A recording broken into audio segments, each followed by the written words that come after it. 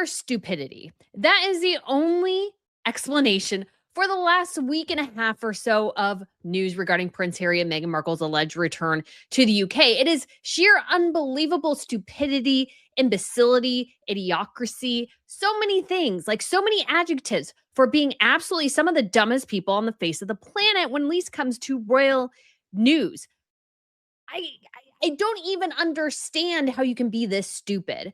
But apparently, Prince Harry and Meghan Markle are making a career out of it by explaining multiple times and sharing that, yes, we are coming back to the UK. We're bringing our children. We're going to stay at a royal palace, only for them to back out at the last second after their security was not given to them the way they wanted to. And the only explanation for this is not manipulation. It's not conspiracy. It's just two absolute idiots. So, guys, we are going to get into this imbecility today because it boggles the mind. But if you guys haven't been to Royal News Network before, my name is Brittany. I do provide compelling royal commentary, so please hit that subscribe button.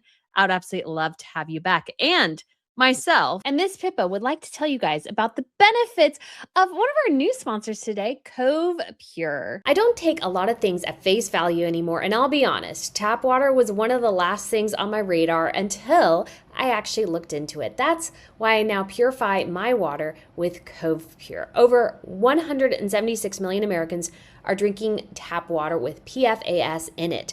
They're man-made chemicals used in food packaging, non-stick cookware, and firefighting foam. Scientists call them forever chemicals because once they're in your body, they stay there. They don't break down, and they're linked to hormone disruption, immune damage, and increased cancer risk. But here's the part that stopped me cold. The EPA set legal limits on PFAS in drinking water back in 2024, but water systems have until 2031 to comply. That's a whole 5 years from now.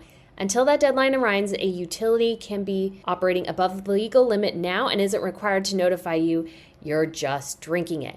The EPA knows these chemicals are harmful enough to regulate, they're just not making anyone act on it yet, which means that it's on you to take matters into your own hands. And Cove Pure was engineered exactly for this. Unlike the normal pitcher filters you get from the store, their clear wave reverse osmosis technology is certified to remove up to 99.9% of contaminants, PFAS, heavy metals, fluoride, pharmaceuticals, filtering particles hundreds of thousands of times smaller than a single human hair. And it really does taste better. I have gotten to enjoy my Cove Pure a little bit, and I am just absolutely loving it. The water genuinely tastes better. It tastes fresher. And of course, you have not only cold water, but hot water, warm water, tap water that you can use in this system, which I think is so helpful to fit whatever needs that you have for your water. And the best part about Cove Pure is they make it so easy. It sits right on your countertop. You don't have to drill any holes or call a plumber. You just plug it in.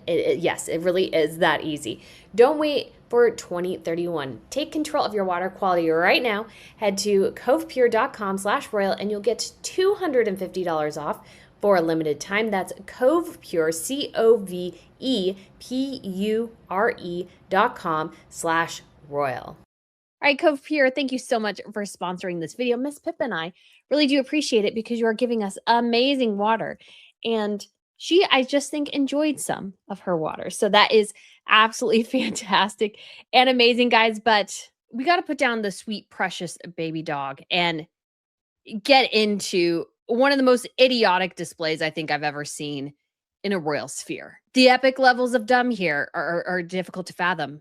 They're difficult to fathom. But before we get into that, I think it's good to start off with some positive news for a change, which is fun because Catherine, the Princess of Wales, that has just been announced, has completed the 3 Peaks Challenge for the Royal Marsden Cancer Charity. And when you think about Catherine and compare it, again, to the stupidity we are going to go over, I just feel like Catherine is just an example of how royals can do it really, really well. So she completed the challenge, which involves scaling Ben Nevis, Scafell Pike, and Snowdon within 24 hours over the weekend. She is photographed beaming in the fog at the top of Ben Nevis in Scotland Saturday evening. She undertook the challenge alone, although she was supported by the Mountain Rescue, and was greeted at the base of Snowdon on Sunday evening by Prince William, their 3 children, her parents, Carol and Michael Middleton, and brother James. And it says here she wanted to use this opportunity to raise awareness about the deeper impact of serious illness and the importance of holistic healthcare. She says cancer doesn't just affect the body, it changes how you think and feel and profoundly affects every aspect of life. I know this personally, and that the journey through and beyond treatment requires more than medicine alone. I have taken on the National Three Peaks Challenge not simply as a physical endeavor, but as a chance to explore life beyond diagnosis and to give something back. The Royal Marsden is a place that holds great meaning for me and those whose care and expertise are life-changing for so many people. She acknowledged that each individual was different, adding that the whole person approach to care enabled those living through cancer to manage deeply personal challenge of diagnosis. She said healing, whether personal or collective, is not just about fixing what is wrong, about finding a balance in how we live, between effort and acceptance, between control and trust, between thinking and simply being, because in the end, bravery isn't just about pushing forward. It's about knowing how to stay grounded, connected, and present, no matter the terrain or landscape you are walking through.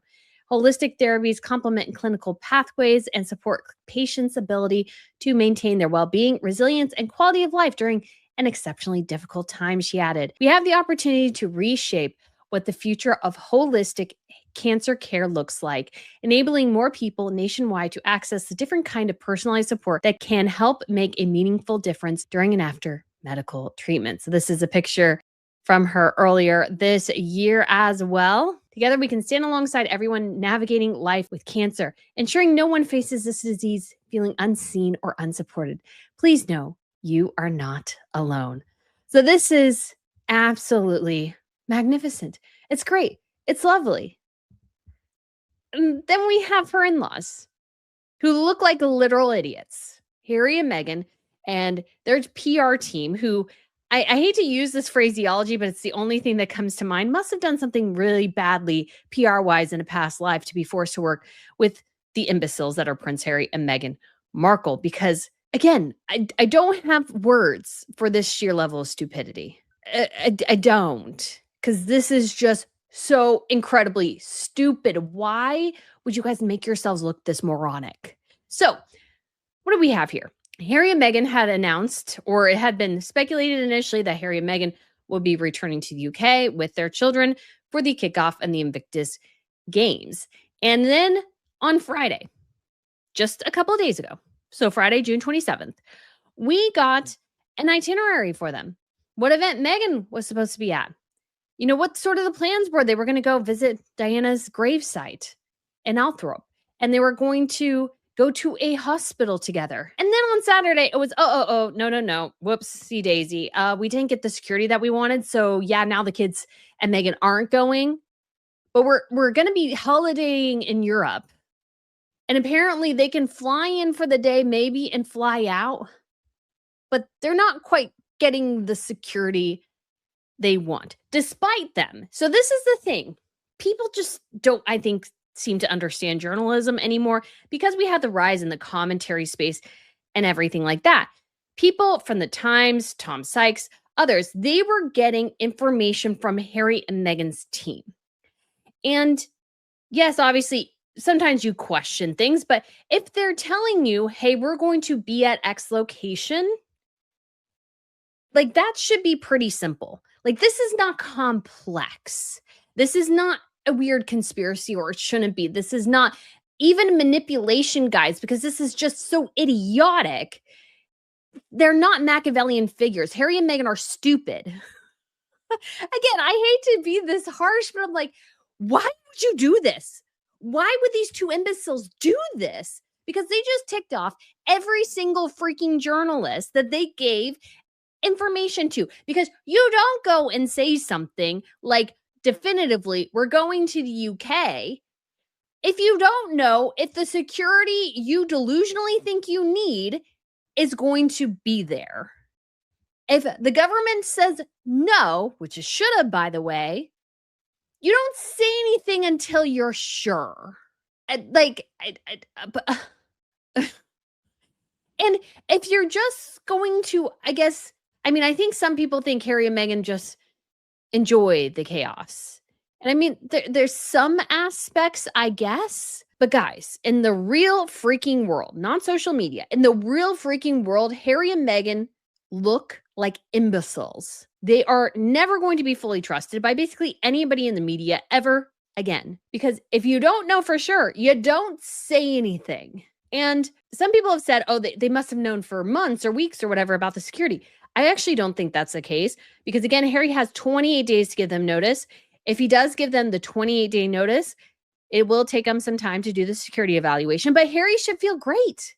After all, guys, the security evaluation for this upcoming visit was done. And wouldn't you know it? The government's like, actually, no, you're just fine, buddy. You come here with your family. It's great. You don't need the extra security. You're fine. But Harry, again, delusional, not a bright dude. Meghan Markle also, despite going to Northwestern, must be a bit of an idiot because she went along with this. And again, this is worse even, I think, than the photo debacles we've seen with the Kardashians and then with Netflix posting photos and then pulling them down. Why are you doing that? And now we have such a blunder. Again, it boggles the mind how they could possibly think this is a good idea. And again, I think some people are thinking, oh, well, Harry and Meghan, they were just manipulating and hoping to blackmail the palace into giving them what they wanted. I mean, again, I guess we're all smarter than Meghan Markle because I don't think anybody in their right mind would have any thought that that would actually be a possibility. You would have to be exceptionally dumb to think that. And that's, again, the only thing I can use to describe Harry and Meghan here. What the heck? And again, they announced something. This is not just speculation, guys. They literally gave a somewhat itinerary of this event. They generated a buzz about this event only to, again, like idiots, complain that people are very overly speculating. So here's from The Telegraph, a source close to the Sussexes. I mean, the poor PR person. Like, again, working for Harry and Meghan must be like hell. They have wrecked their entire reputation, the public relations team, by, again, giving Harry and Meghan's itinerary the day before they had to pull it. It says the precarious security situation and endless speculation about where the family will stay is making the planning and logistics for the private security team increasingly difficult. Then why did you say anything? Like, what? They added the Home Office and Ravik board are willfully creating conditions that are making it nearly impossible to move the family from A to B. No, that's you guys. You guys are the idiots. I know it must suck to work for them. I feel for you, but they're like, again, this is all Harry and Meghan generated. You guys announced. You riled speculation and then you cry about it later. There have been 3 separate incidents in the UK in less than 12 months that we know of, each involving a fixated person getting within feet of the Duke. Well, I think that's a stalker, and that person, a woman apparently, a Black woman, was in court, didn't really cause any problems, hasn't really caused any problems yet, so I don't know what you guys are complaining about. Yeah, some people follow royals. Maybe that person just wants to follow, and see Harry and all these sorts of things. Yeah, maybe it's somewhat dangerous, but obviously the Met doesn't think so. So, like, one lone stalker, I don't know if that's really all that big of a concern compared to what we have been told before is like white supremacist groups and these sorts of things. You're talking about one lone person who was in a courtroom with Prince Harry, got through security at a courtroom with Prince Harry and stood in the galley like a perfectly normal person. In some circumstances, because of the limitations on what private security had the authority to do, they weren't able to remove the person. Yeah, because they weren't doing anything. And even when you submitted it again to the Met's like, well, they can do it. It's a free country. Like, there are people who follow around celebrities, and maybe you could consider them stalkers, or maybe there are some stalkers, not saying that there aren't. There are some serious threats of stalkers, but there are some people who just want to, let's say, follow a band around. They're like a groupie and they just follow the band around to each location. Maybe it's like that. And of course, Harry is a big guy, a former soldier, and generally robust when it comes to handling these situations. It's what impact such moments would have on the kids that everyone is the most concerned about. Oh, my heart breaks. My heart breaks. Well, I mean, and he goes on to say, the Duke just wants his kids to see their grandfather. Well, you could have figured that out. This is not, again, rocket science. They were offered a royal residence. They could just stay there the whole time. Harry and Meghan could roam around. That's what they do most of the time. They leave the kids with the nannies, anyways. We all know they do. So why don't they just do that? And then see Charles for 30 minutes and he can get his little pep and then go on and do the next thing. I don't understand why this is so stinking hard and why, if you weren't 100% positive where this would go, why you announced it? Because you look stupid. And the palace doesn't look stupid here, although there's a palace side to this. The palace doesn't look stupid. The press reporting actually doesn't look stupid, although maybe they feel like they have a little bit of egg on their face, but they're not stupid because they were reporting what they were told. If you go to the press and tell them we are going to X event, and we've had Harry and Meghan do this. Meghan's going to Geneva. Harry, of course, was embargoed, but he's in Ukraine. Harry and Meghan are going to Colombia. They're going to Nigeria. There is a fine line between strategic public relations and sheer, self-inflicted reputational sabotage, and yet, over the last week, we have watched that line be completely obliterated. It is the kind of breathtaking miscalculation that forces you to pause, rub your eyes, and ask yourself, how could anyone be this incredibly short-sighted? For weeks, the media was flooded with highly detailed, seemingly definitive reports that Prince Harry and Meghan Markle were finally making their highly anticipated return to the United Kingdom, children in tow, to kick off the Invictus Games. But then, at the absolute 11th hour, the entire plan vanished into thin air, blamed entirely on a sudden, dramatic dispute over their personal security. It is a pattern of behavior so chaotic, so fundamentally counterproductive, that it leaves the public asking one burning question. Is this a calculated game of chess? Or is it a masterclass in absolute, unadulterated delusion? Welcome back to Royalties, the home of compelling, unfiltered royal commentary. If you are new here, my name is Brittany, and today, alongside my precious co-host Miss Pippa, we are going to untangle what might be the single most bizarre PR blunder in modern royal history. Before we dive into the wreckage of this latest Sussex media storm, please take a moment to hit that subscribe button and turn on your notifications. We have some incredibly fast-moving updates coming down the pipeline, and I would absolutely love to have you back for every single one of them. Now, navigating the endless noise of the modern world requires a level of clarity that is hard to find these days, which is why I want to talk about taking control of what we can, starting with the very foundation of our daily health. I used to think tap water was completely fine, a basic necessity I could take at face value, until I actually looked into the reality of what is flowing through our pipes.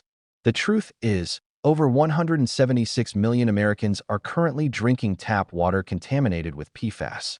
These are man-made chemicals used in everything from food packaging to nonstick cookware and firefighting foam, and scientists call them forever chemicals for a very dark reason.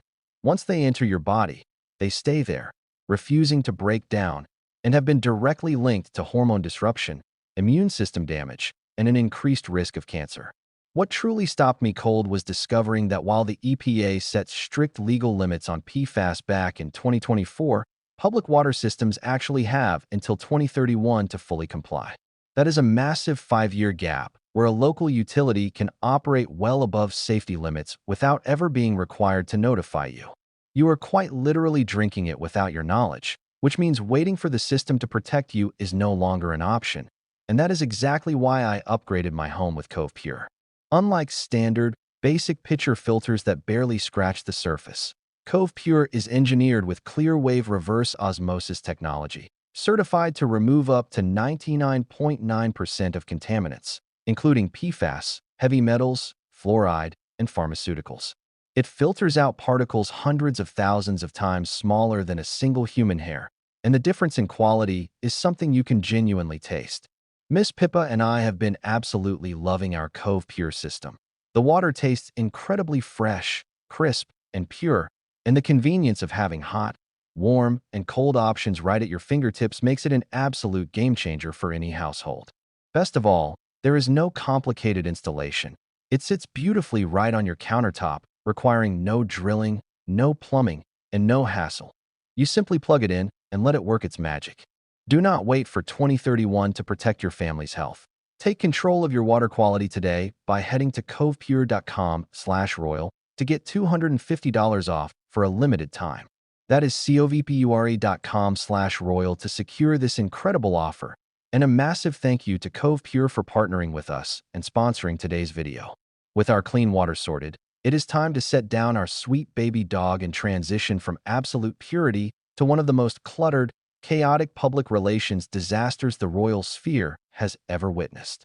But before we unpack the baffling decisions of the Sussex camp, it is only fair to look at the other side of the coin, because just this week, we received a powerful reminder of what royal duty, grace, and genuine impact actually look like. It was officially announced that Catherine, the Princess of Wales, completed the grueling National Three Peaks Challenge, scaling Ben Nevis, Scafell Pike, and Snowdon within a tight 24-hour window to raise vital awareness for the royal